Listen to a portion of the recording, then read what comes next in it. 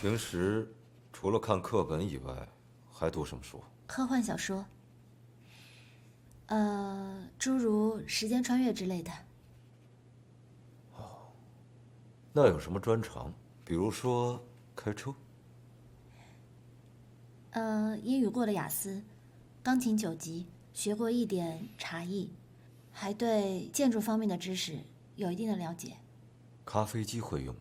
会啊，花式的咖啡对我来说也没有问题。可惜我们公司没有这样的咖啡机。为什么选择来艺贸呢？因为艺贸的实力，以及它未来的发展。那你觉着艺贸的未来会如何发展呢？地产是艺贸未来最好的投资发展方向，在未来国内大小城市都会有艺贸的置业，并且成为地标性的建筑。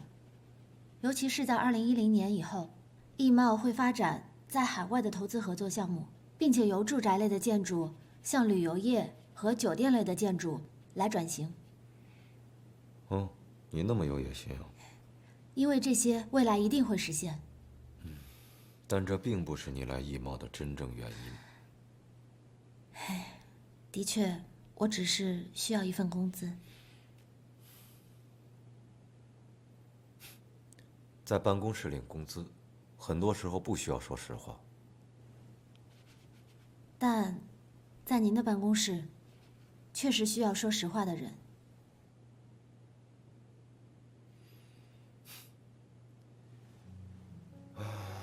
格兰城这个项目虽然已经推倒重建了，但是已经对艺贸的名声造成了损失，必须及时补救。你有什么想法吗？我个人认为可以加上一些花边式的补充。具体说。比如名胜都是口口相传的，人们在选择一个社区的时候，不单单是看重它的房子，还在于它的周边环境，比方说绿化、生活质量等等。如果可以在小区的附件上提高业主的居住体验，那就不用担心未来口碑会变不好。当然，现在一时半会儿业主们也住不进去，所以我觉得其实是可以给他们一些期待的，比方说在交定金的时候，可以给他们一些相应的福利。我可不可以这么理解，建一个综合的配套设施？我也是这么想的，但是我也不太了解地皮的实际面积，所以也不知道是否有这样的可行性。完全可以。你母亲身体怎么样了？她现在情绪已经稳定了，也愿意配合治疗。我现在正在等待医院的回复，希望可以尽快进行手术吧。哦，对了，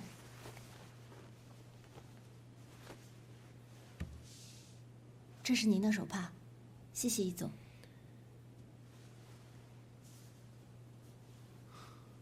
那就等你母亲手术结束之后，正式入职工作。谢谢易总。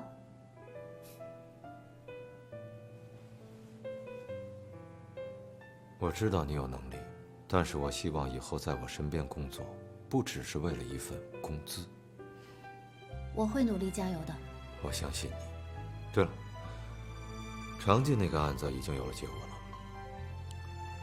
考虑到他主动投案自首，最终判处有期徒刑3年。希望他改过自新，好好反省，争取早点出来吧。3年之后，常静还不到30岁，一切都还来得及。希望我为他争取到的时间，可以改变他未来的命运。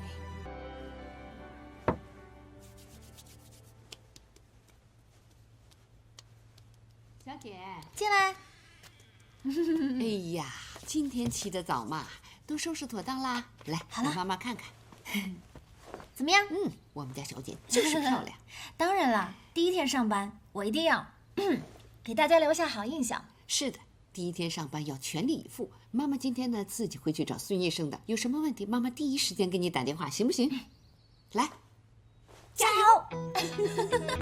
易总出去工作还没有回来，你先跟我了解一下公司的情况。坐。总的来说呢，跟着易总工作，最重要的有3点：第一，不该问的问题不要问；第二，不该听的对话不要听；第三，不该好奇的事情不要好奇；最后，我附送你一句：保持适度的愚蠢。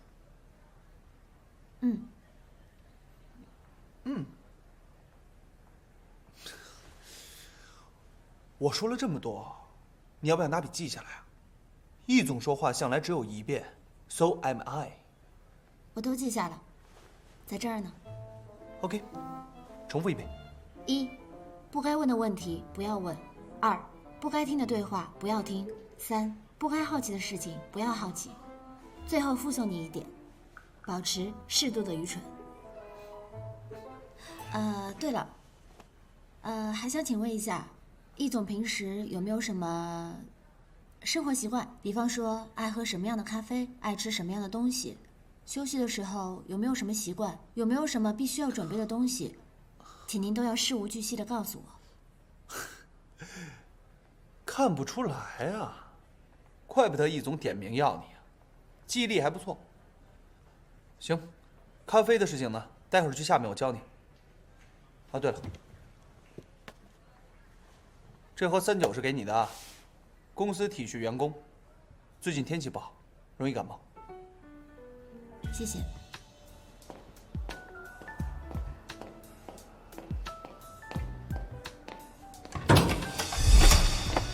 会再次相遇，我会用尽力气，慢慢靠近，调整呼吸，像鱼儿游到水里去。我要时间都留给我。既然真的是家常，没有眼花，也没有幻觉，老天又把家常送到了我面前，这就叫天注定的缘分吧。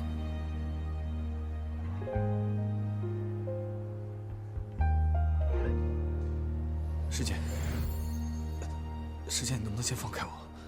你挂着我的脖子好疼啊！对不起，对不起。两位，易总好。玩的很奔放吗？你们认识？看来你在易贸的熟人还真不少。你也来易贸工作了吗？哎，你不是设计院的吗？嘉诚是我邀请来为格兰城中央配套设施做设计的。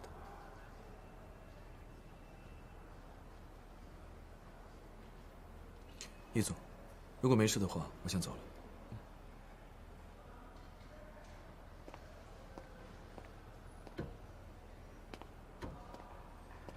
这不是意味着，以后我可以和嘉诚一起工作了吗？一佩，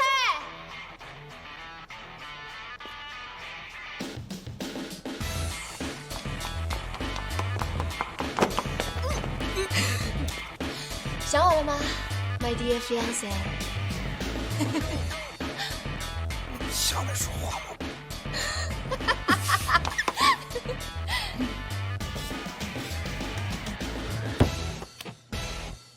你怎么就不问问我，怎么突然就回来了？你不是一向都这样吗？我是因为想你才回来的。这个理由我还是第一次听说。干嘛？你就一点都不想我？切！说一个想字会死啊，又不是让你真的想。再说了，想我的人多了去了，我爸妈想我呀，易老爷想我呀。我看你舅舅也挺想我的，就你不想我。他想你才怪。我在伦敦的时候遇见他，他说你为了收拾他的烂摊子，简直是拼了命啊！还说什么带回来一个英国设计师回来帮你，救你于水火。你信吗？当然相信了，为什么不相信？才怪！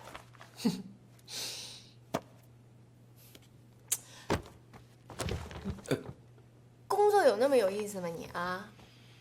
困在办公室这种地方多无聊。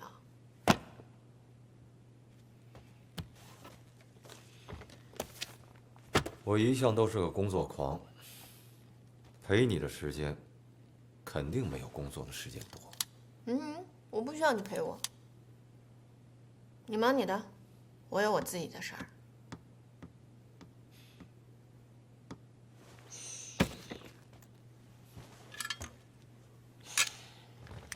行，说点正经事儿。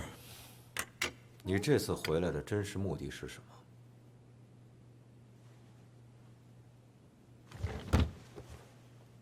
你终于对我的事儿感兴趣了啊？这回又是为了第几任男朋友？不愧是我未来的老公啊，果然了解我。玩归玩，别玩出事儿来，回头让你爸妈知道了，不好收场。有你这个 fiance 帮我保驾护航，我才不怕呢。不过易老爷听说我回来好像设了宴，还要请我爸妈。那肯定是为了催我们的婚事。这不早晚的事儿吗？有什么好着急的？我倒没有他们想的那么着急。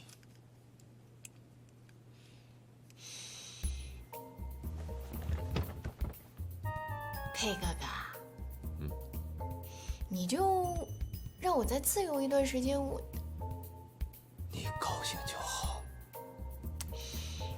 deal。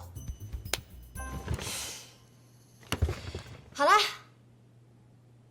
反正呢，我这次来你也没有时间陪我，那你就把张凯借我用一下。哎，不行，我最近的不，我近几年的安排都是由他负责的。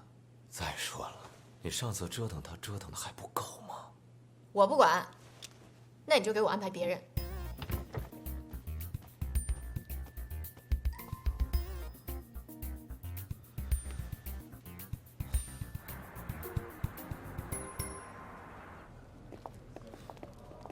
师姐，哎，干什么呀？嘿，干什么呀？哎，什么事儿？神神秘秘的。哎，怎么了？来了个女人来找易佩啊，不，用“来”这个词不准确，是飞到易佩身上的一个女人。飞到易总身上？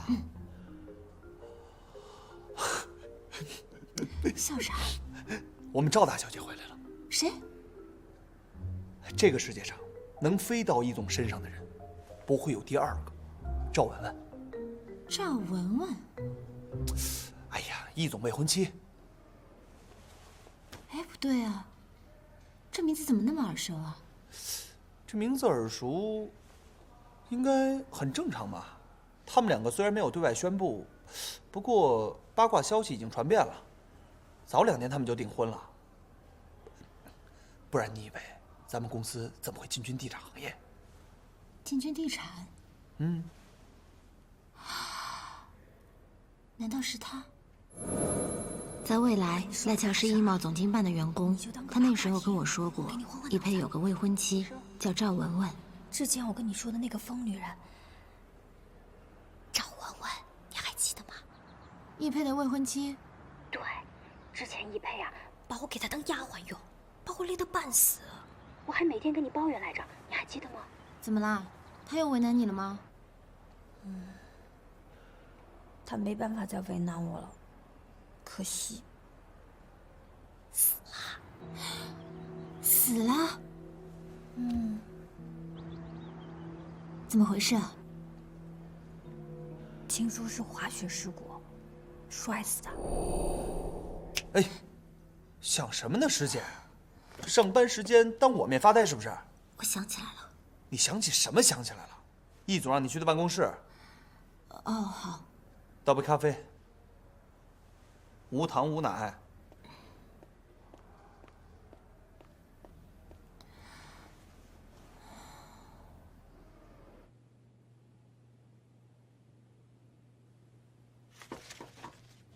进。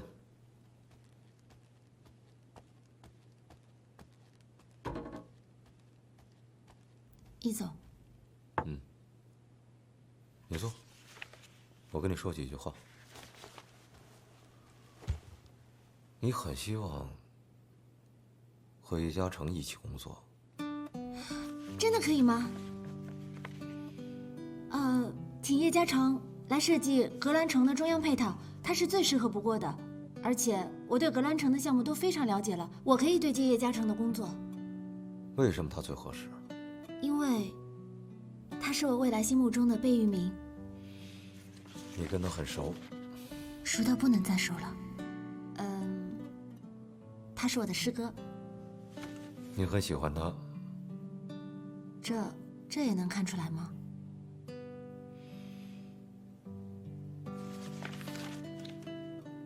你觉得呢？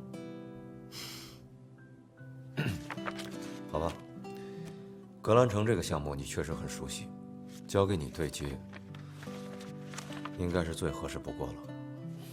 所以易总，您的意思是，我可以来对接叶嘉诚的工作，对吗？耶！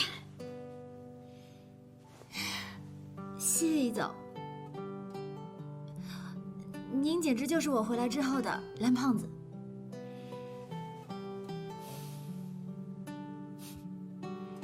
不过，你要同时做好另外一份工作。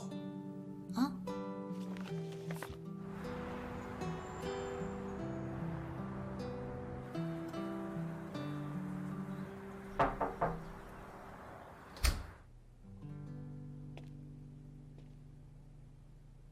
你好，赵小姐。赵小姐。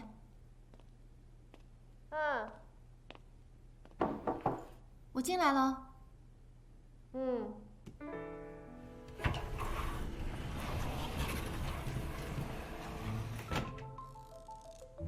你好，赵小姐。坐吧。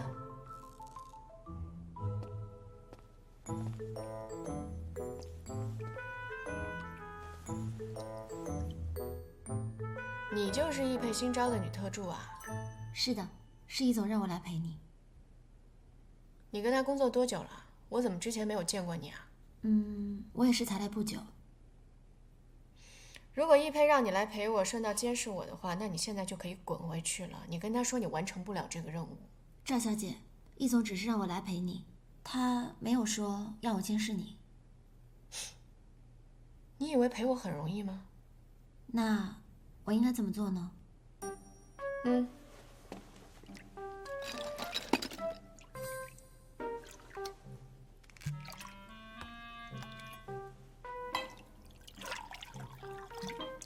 少了，多点儿，再多点儿。给我干什么呀？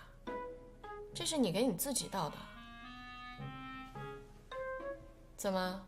你不是说要好好陪我吗？连一杯酒都不敢喝，你怎么陪我啊？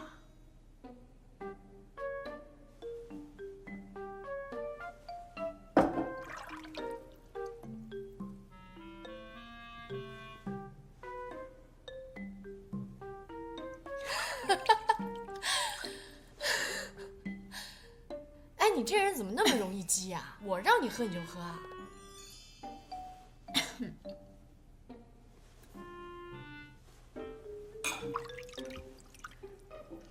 毛巾拿过来，把浴袍给我。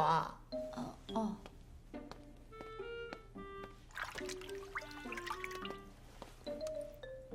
打开啊！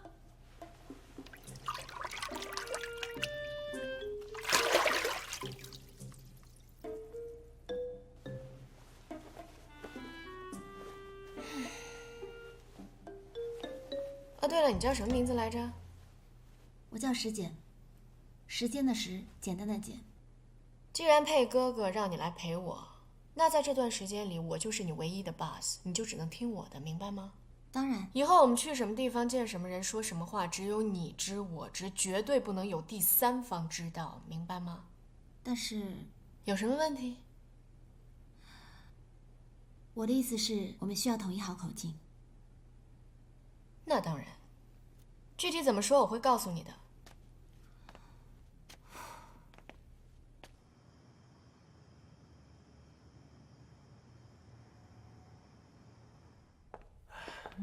小佩这孩子真不错。是啊，外公外婆、爸爸妈妈，哎，回来了。实在不好意思，路上耽搁了点时间，迟到了。我这时差都没倒过来呢，好困啊！快坐，快坐。谢谢。文文，什么场合呀？当着长辈的面，收敛一点。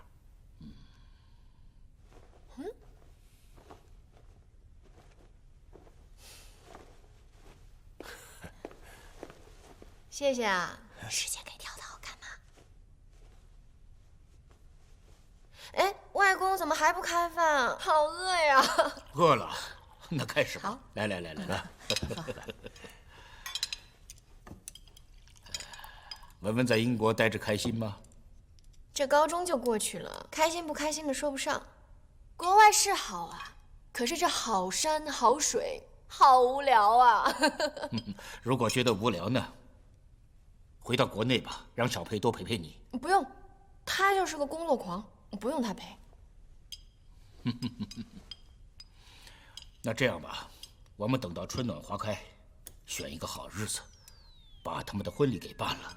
亲家觉得怎么样啊？老爷子，我跟你说啊，我确确实实舍不得我这个女儿，但是我这个女婿，我非常的满意。看他们两个吧，今年什么时候办，你们两个自己挑，好不好？佩哥哥，你说呢？我都听你的。我没意见，你说了算。外婆、外公、爸爸妈妈的意思呢，自然是希望咱们赶紧把事儿给办了。但是呢，我又怕耽误他工作。佩哥哥一向是以事业为主的，对吧？一毛地产除了格兰城这个项目，其他的都刚刚起步，确实是需要一些时间打开局面。对呀，我也需要有我自己的事业，我还想做潮牌呢。佩哥哥会支持我的，对吧100%支持你。来，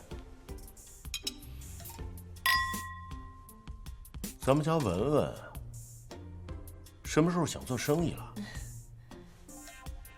爸，能不能不要这么老土啊？我这叫做艺术。艺术。再说了，佩哥哥对工作那么拼，我要是游手好闲的，那多不好啊！外公是吧？到时候你应该不喜欢我当您的孙媳妇儿了。文文，不管你怎么做，外公都会喜欢你的。能多享受一些恋爱的时光当然是好的，但是一佩啊，我知道你很忙，阿姨呢还是想拜托你能够多抽出一点时间来陪陪文文，这毕竟不能总是小别胜新婚吧。当然，你们有自己的计划，那就按你们自己的想法自己安排吧。好，你们两个呀，婚前相互了解对方固然重要，但是最关键的是要彼此之间尊重和真诚。爸，我们怎么不尊重彼此了？我们可真诚了。佩哥哥比我还真诚，是不是？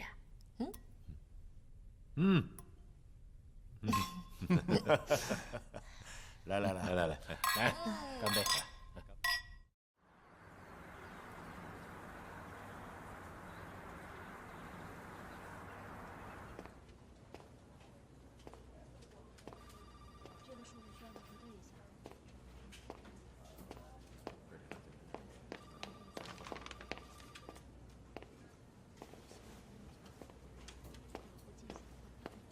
嘿，你怎么来了？哎，你先别站起来。易总让我来对接你这边的工作，所以你这儿工作还顺利吗？你看呢？其实你不用在意查尔斯那边，因为他毕竟是个老外，他根本不了解我们这里的生活环境和所有的需求，你只要按照自己的想法去设计就好了。查尔斯是英国很棒的建筑设计师，我其实还蛮想知道他的设计理念的。没问题，我可以帮你去窃取商业机密。不好吧？没关系。他的名片，我要想知道，自己打给他就好了。谢谢。那我先赶设计了，随便坐。那那我就不打扰你了。不过我还有一个小小的请求，就是你的那个电话把我的电话号码屏蔽了，我没有办法打电话给你联络到你。反正我们现在都已经是普通的工作关系，所以可以把那个设置给取消吗？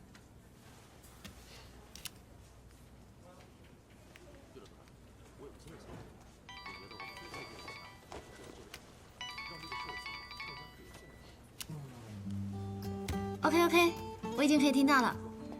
我先回公司，我们再联系，拜拜。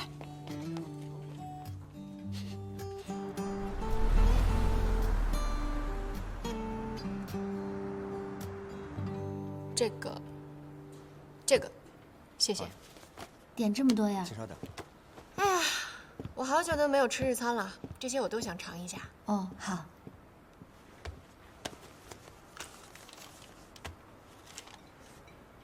你看一下这个地址，你认识吗？朝夕剧院，我知道这在哪儿。好，那待会儿吃完饭你就带我去一下。那要不然我去帮你查一下，今天有什么戏可以看？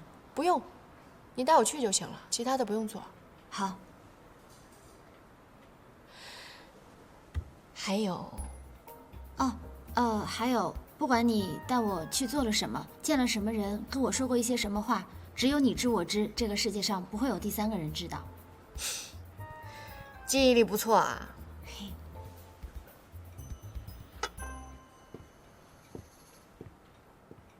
剑，开动。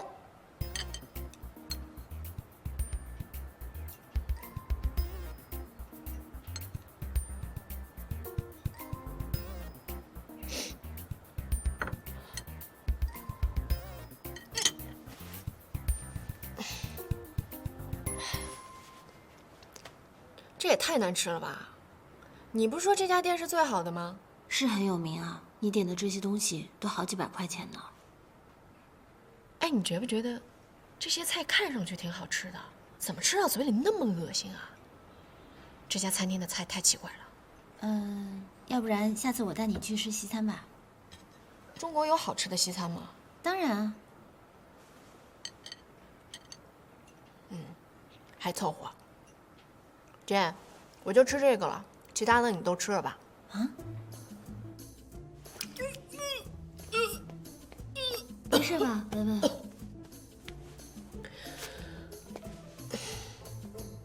都怪你，带我来的是什么破餐厅啊，害得我肠胃炎都犯了。和餐厅有关系吗？不好意思啊，我真的不知道你有肠胃炎。早知道这样的话，我就应该带你去喝汤或者喝粥的。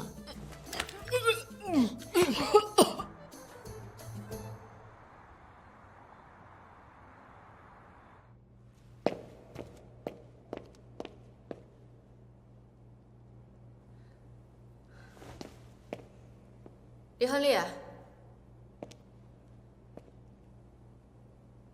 李亨利，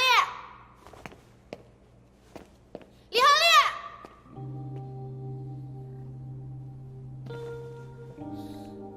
李亨利，李亨利。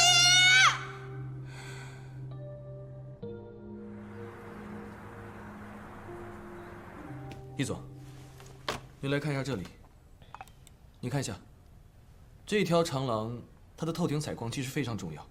阳光从这一面，所以说从我们这边是这个角度打入里面，刚好照射在镜面半透明的一面玻璃上，折射在地面的水石里，再加上旁边墙壁还有这一带的岩壁绿化，营造出了一种非常湿润的雨林感。南方的天气，有一半都是雨天。这个我早就考虑到了。您再看这个。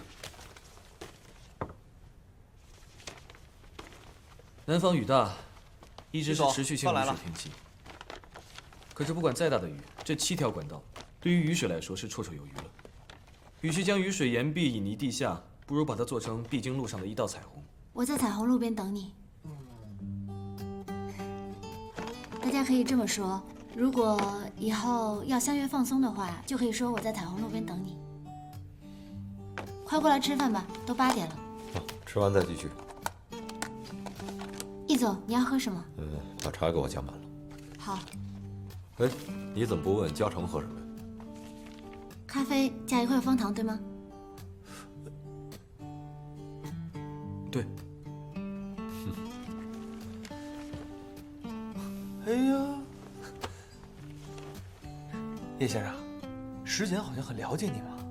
我也不知道，有时候觉得他好像什么都知道，有时候觉得他又什么都不知道的样子。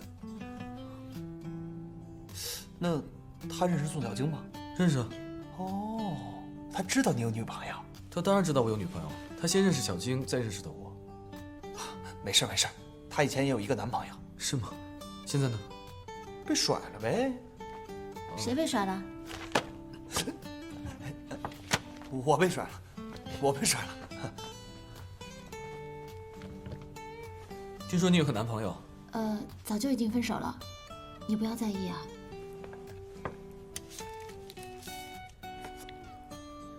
看你们谈工作谈得这么辛苦，来多吃点牛肉。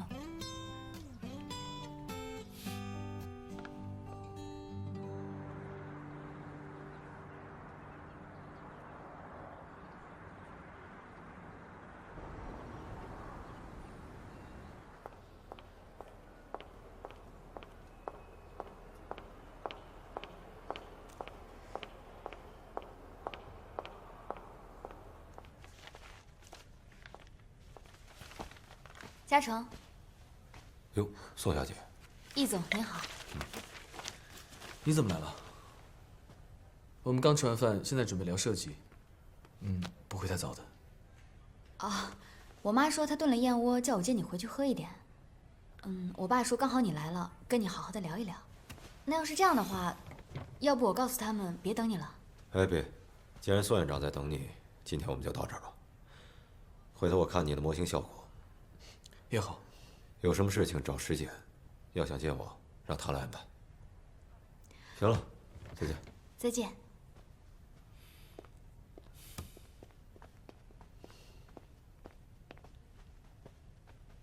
师姐，喝水。石姐，你是怎么能够来易茂上班的呢？我刚来工作没几天，来了之后才知道，原来师哥和易总有合作。这么巧啊？这不会是你计划好的吧？你想多了，师姐，这个计划我真做不了。小静，你不是说了吗？宋教授在家等我们，别让他等太久了。走吧。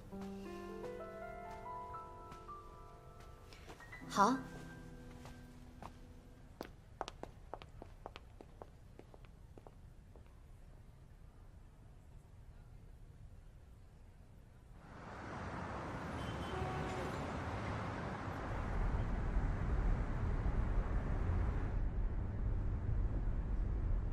为什么不告诉我石简在易茂上班？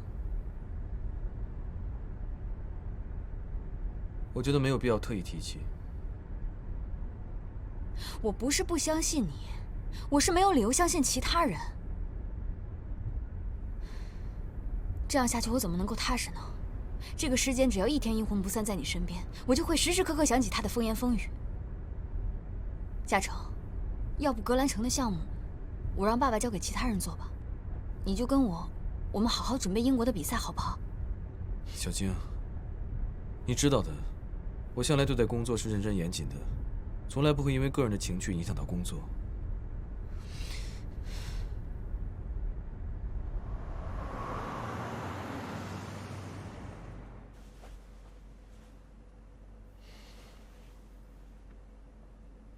喂，怎么了？小静，工作不是儿戏，是要有人去负责的。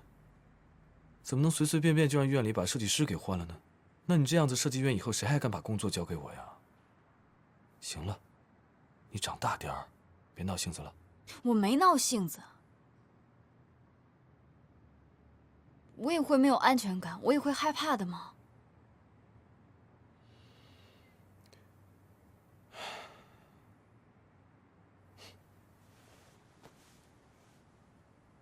乖，别闹了啊。要不我给你看样东西吧，好吗？闭上眼睛，闭上，快。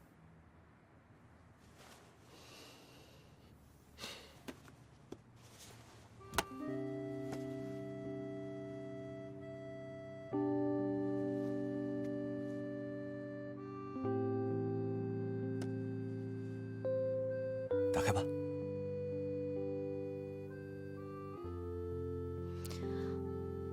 打开看看。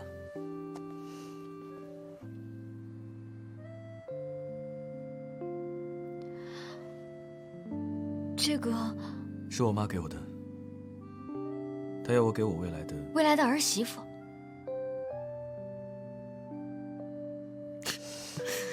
怎么样？现在有安全感了吧？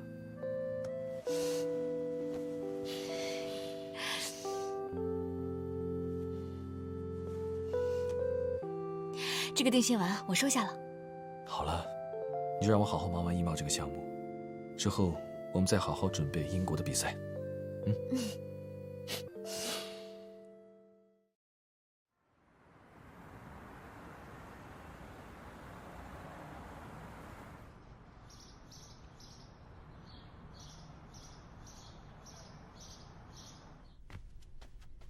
妈，过来吃早餐了。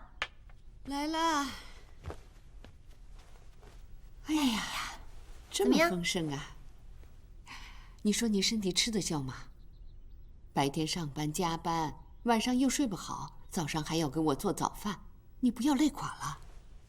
妈，你看我还年轻呢，我不会亏待我自己的，你放心。你看，我一早上吃这么多的东西，中午等到了公司，易茂的食堂的营养是很丰盛的。给你这么一说，我还担心啊，我这么吃下去还会变胖呢。那你要是累了，可要告诉我啊。放心吧。哦，对了，孙医生上次有没有交代过什么呀？他说了，化疗其实没那么可怕的，只6个疗程嘛，我们才刚刚开始，所以呢，他说要增强体质，要锻炼。我待会儿啊就溜达着，我自己就过去，然后呢坐公交车就当是运动了。要不妈妈，今天我上午请半天假，我陪你去吧，好不好？不用，你乖乖的上班。哦，对了，你不是还要准备什么毕业考试吗？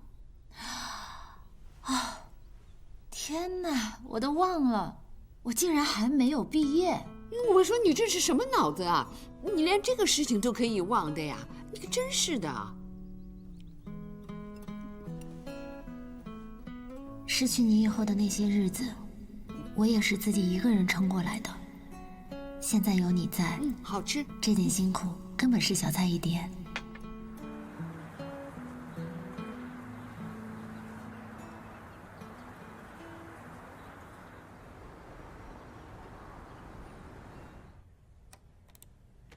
我有些担心。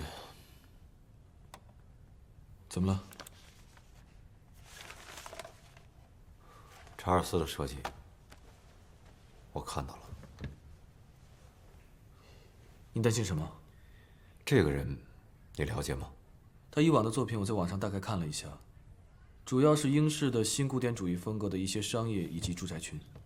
的确，他的设计跟我想象的效果差距很大。他的风格更适合格兰城现在的需要。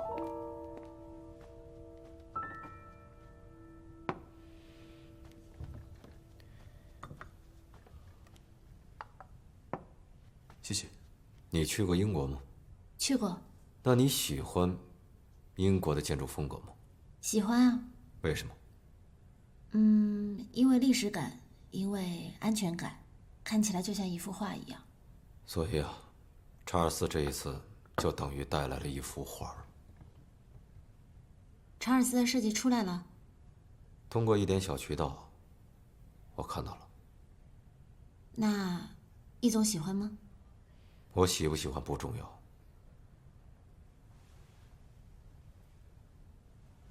易总，我想通了。其实我之前一直没有想好外部结构的一个最终效果，可是我刚刚想到了。查尔斯他的设计主要是以英式新古典主义风格作为基础，再加上师姐刚刚说她的作品像是一幅画，我觉得与我的作品截然不同。这两者加起来，我想我应该会放弃多边立体结构的这种设计。接着说。我觉得它应该是一个圆形。准确的来说，不应该是一个标准的球体，它可能会是一个扁圆体。好像飞碟的边缘，它有3个出入口，好像保龄球的3个孔一样，每一个出入口面向不同的楼层和不同的娱乐设施。地下2层，地上4层。有点意思。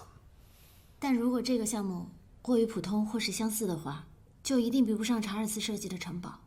所以，不如做一个完全不同的东西，无论是从里到外，从风格到结构，还是从外形到细节，做一个完全没有可比性、没有办法相比的选项。不过这个项目的确是有些冒险，非此即彼吧。没关系，我就喜欢冒险。交给你了。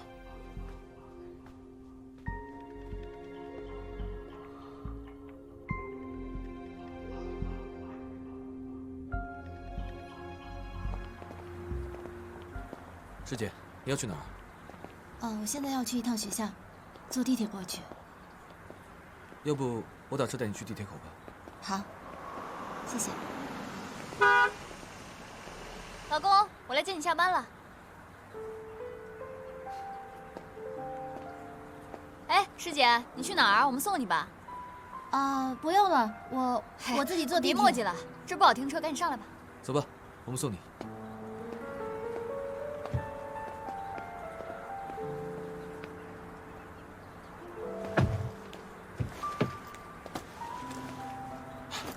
走吧。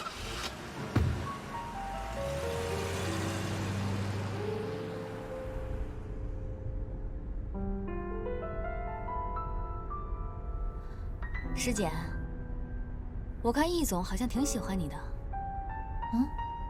你一个大4的实习生就能够帮易总负责这么重要的项目，说明你还是有过人之处的嘛。没有，我只是比较幸运。师姐，我们嘉诚他在工作的时候不喜欢被别人打扰。我知道这个项目的时间很紧，但是我还是希望你尽量不要去催他，好吗？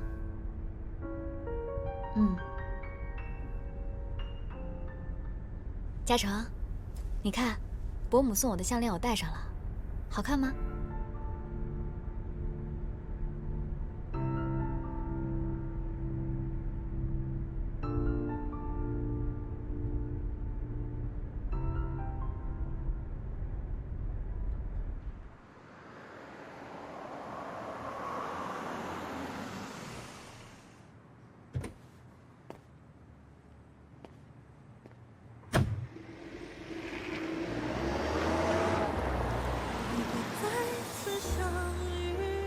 刚刚宋小静戴着的项链，在未来是我的婆婆亲手为我戴上的。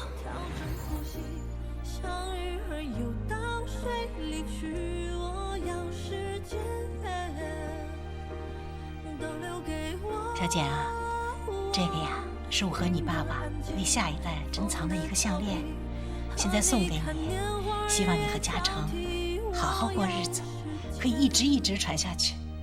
谢谢，妈妈，把嘉诚放心的交给我吧。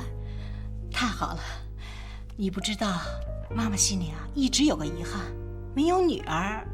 你看现在这不就有个女儿了，多好！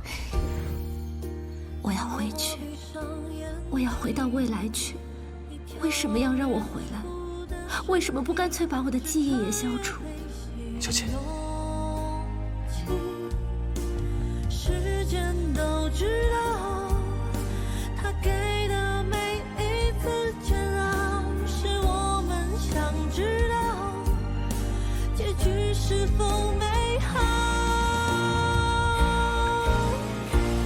如果再次相遇，我会用尽力气，慢慢靠近，调整呼吸，相遇而又到水里去。我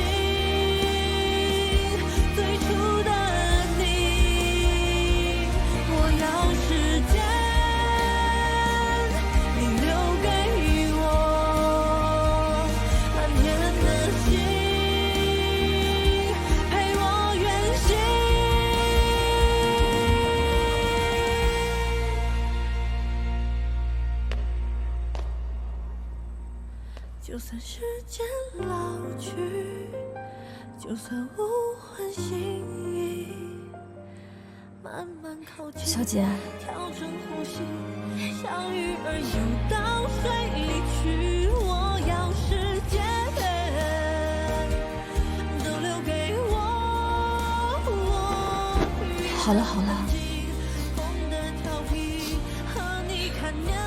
他要和别人结婚了，嘉诚要跟别的女人结婚了。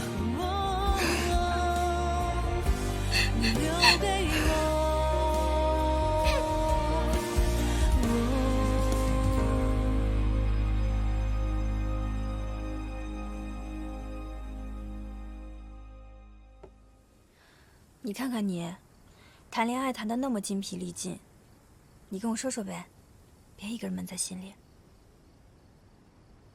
哎，你有没有发现啊？你回来的都是跟我讲的有关不好的，除了叶嘉诚以外，那未来总会发生点好事嘛。你跟我说说呗。我和……哎，别提叶嘉诚，咱们说点别的。在我去英国读书那3年，在那段期间，我有交过一个男朋友。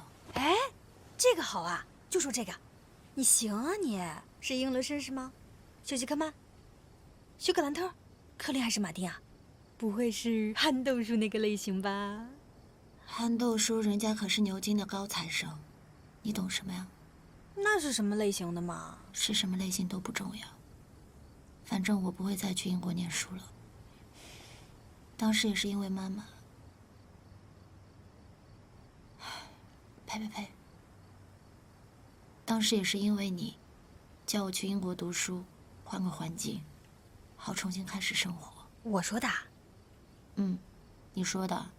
哦，那这3年间，我有去找你玩吗？没有啊。啊，这酒店和导游的费用都省了，我怎么可能不去呢？因为当时，你和陈子松怎么，分手了？分手才应该去找你哭啊？没错啊，可是那个时候，你跟陈子松是最好的时候，你每天都跟掉在蜜罐里一样，哪有时间想到我呀？那按你这么说的，我们还能好3年呢，这也太长时间了吧？说不定这次是我先烦了，不是他伤害我，是我伤害他，我跟他提分手了。如果是这样，那我就开心了。但是小简啊，我这么想不是因为你告诉了我的未来，而是因为我走过的路让我站在这里，因为我站在这里，所以我才想我的未来。我现在就是一个22岁的女孩，我渴望得到一个无怨无悔的爱情，我觉得我遇见了，无论结果是好是坏，我都不后悔。我现在只想去爱他。你说的对，我也很希望我没有那段记忆，可是那段记忆没有办法从我的脑子里拿出去，没有办法当作没有爱过他，这段爱情没有发生过。可是你们的爱情发生在未来，不是现在。那你有没有想过，万一我的时间就停留在10年后的那一天，那我现在回来，是不是一定死了？胡说！意外致死的人，第2天都不知道自己会死。你现在啊，就是一个22岁的女孩，马上毕业了，也找到工作了，阿姨的病呢也及时治疗了。你应该活在22岁，你也不能让你身边的人活在你的31岁啊。那照你这么说，嘉诚就应该跟宋小晶去结婚了。他们明天就去领证吗？我跟你讲，不到领证那一天，一切都不是定局啊。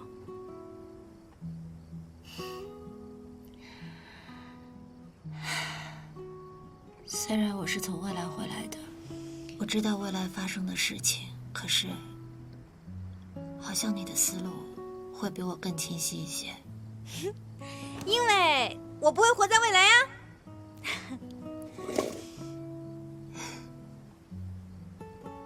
哎呀，走啦，睡觉，走。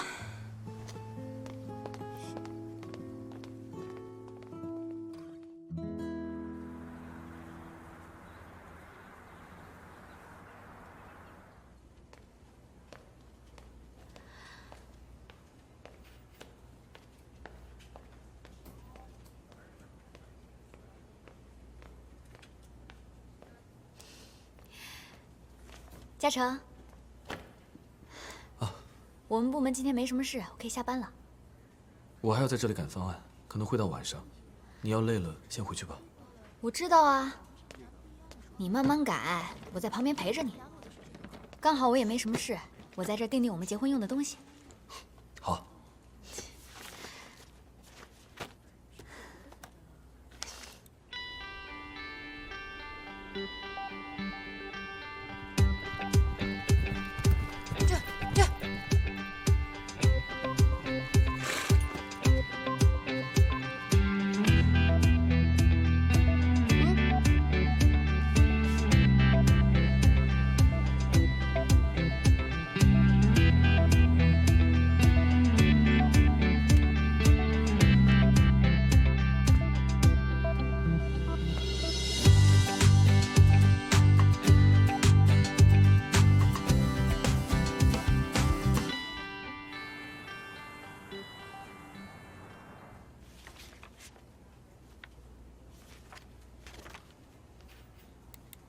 嘉诚，你看这个风格怎么样？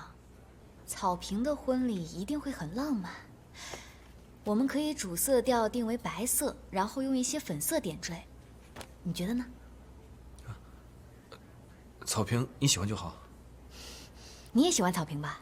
嗯。但如果我们定的日子会下雨就不好了，所以我们一定要有 B 计划。你记得上次我们去看的那个花房，这种阳光房呢？不管是下雨还是晴天，都会非常有格调。但它唯一的缺点就是地方太小了，到时候观礼的亲戚朋友进去的人不能太多。要不我们就草坪吧。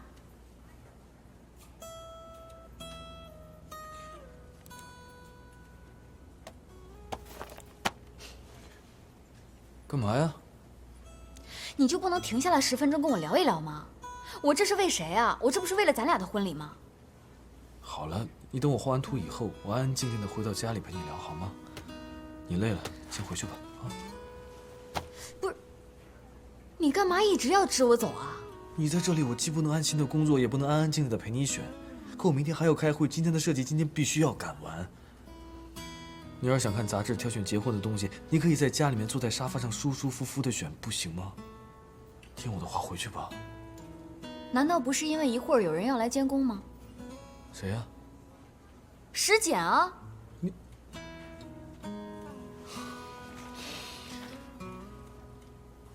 就算他石简代表义贸过来监工，那又怎么样？你担心什么呀？我当然不担心你会对他怎么样，但你怎么能保证他不会对你怎么样呢？我说你的脑子里一天到晚都在想些什么东西啊？那你让我怎么想他？跟踪我，托我给他找工作，现在又不知道怎么就进了义贸工作了，还在易总手下，还负责格兰城这么重要的项目，那你就不会想想这背后就不会有什么事吗？反正他那些招数我是不明白，但我敢打赌，她一定是那种人前小白兔，人后小妖精的女人。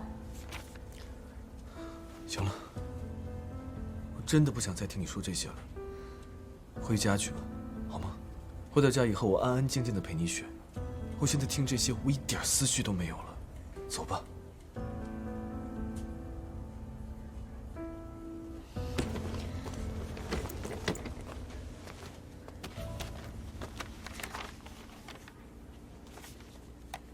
我可以先回去，不过你要答应我，他来了你一定要告诉我。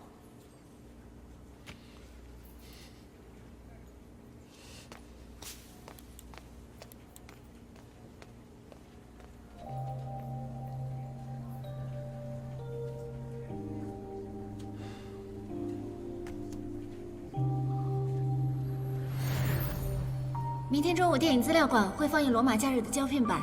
我知道这是你最喜欢的电影，所以我就特地去买了2张票，我想请你看。打球一定很辛苦吧？我这里正好有松露巧克力。这个是波利尼钢琴演奏会，我排了很久的队，花了2倍的钱才买到，想亲自送给你。我会一直等着你。与其将雨水岩壁引离地下，不如把它做成必经之路上的一道彩虹。我在彩虹路边等你。大家可以这么说：如果以后要相约放松的话，就可以说我在彩虹路边等你，咖啡加一块方糖，对吗？可以陪我坐一会儿吗？不需要说什么话，就只是这么静静的坐着就好。太奇怪了，为什么这个我以为有些神经质的女孩，说出来的话，总是和我心里想的一样呢？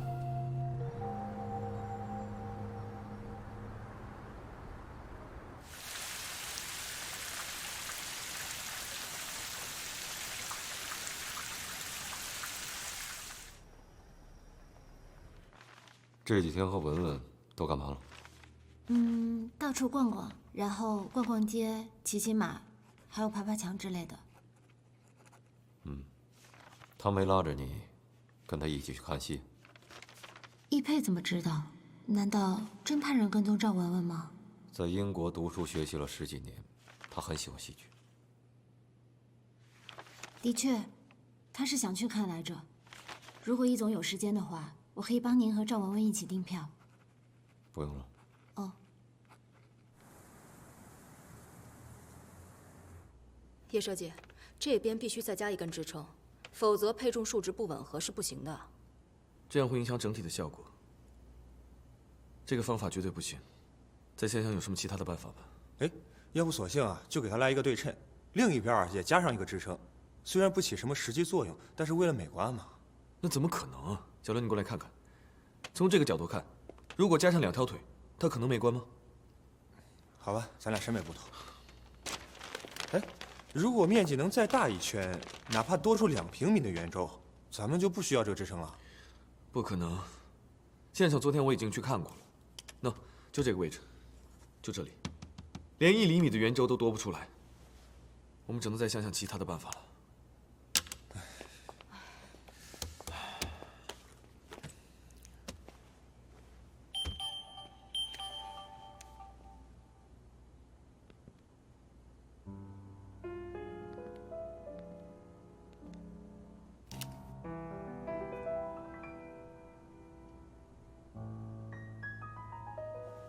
叶设计，我实在是熬不下去了。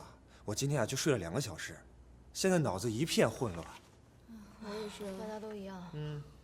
行了，我看要不然今天就到这儿吧。这个礼拜大家的确熬的时间比较长。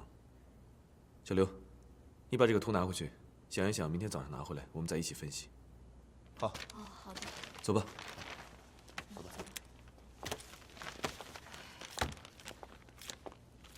走了。走吧。明天见。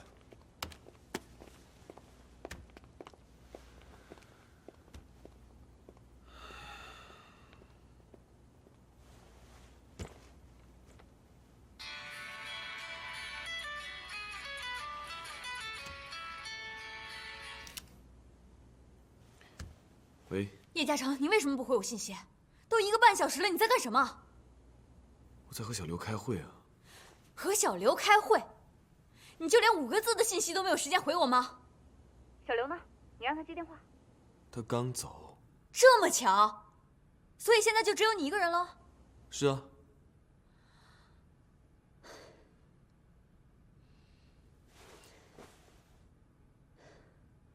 嘉诚，你已经连续加班1个礼拜了，我爸也没有要求你这么拼命。实在不行，我让我爸找几个人来帮你，你呢对付对付设计一下得了。干嘛那么较劲？小静，这是我的工作，工作现在是我全部的重心，你能不能不要再这么闹了？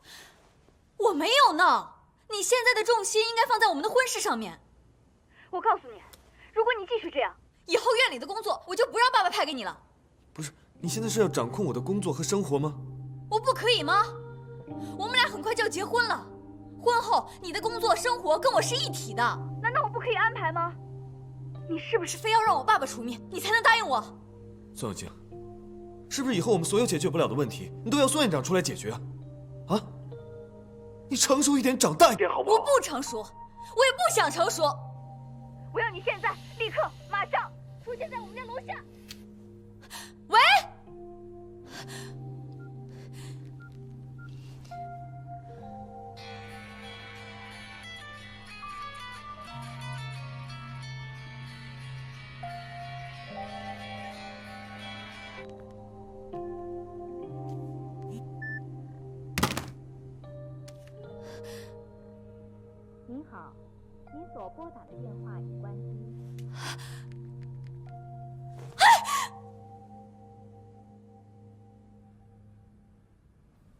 高彦飞，你这次必须得帮我。叶嘉诚他是在威胁我。大小姐，谁敢威胁你啊？你那是把嘉诚给逼急了。我劝你还是收着点吧。你再这样疑神疑鬼下去，不仅把嘉诚给推出去，还直接推到石简的怀里去了。你这不是放手，你这简直是助攻啊！再就是，人家石简性格比你温柔多了，换别的男人还是会选石简的。高彦飞，你站谁那边？你到底帮谁啊你？你站谁那头？停！忠言逆耳，忠言逆耳。嘉诚的性格你还不知道吗？表面上看着云淡风轻的，但是内心非常的笃定。他一旦下定了决心，这9头牛都拉不回来。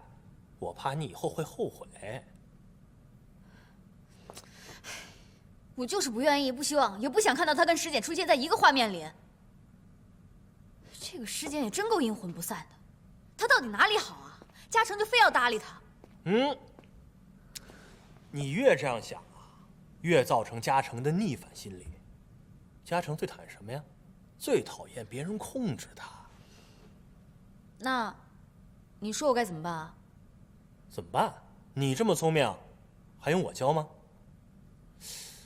不过话说回来，这个石简挺简单的，就是有点死心眼儿。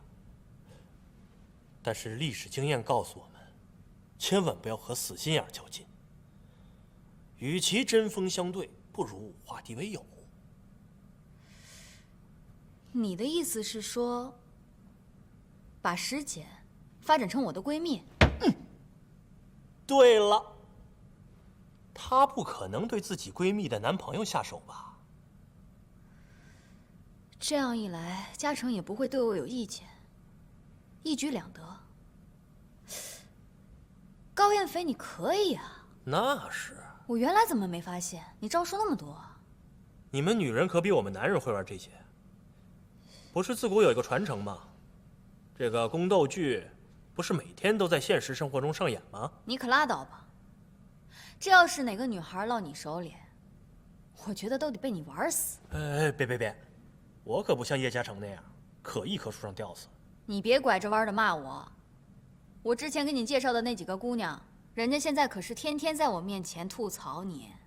哎呦，我的姑奶奶，我给你烧高香了！以后千万别给我介绍那种傲娇女王范儿的，小爷我真伺候不起呀！求你了啊！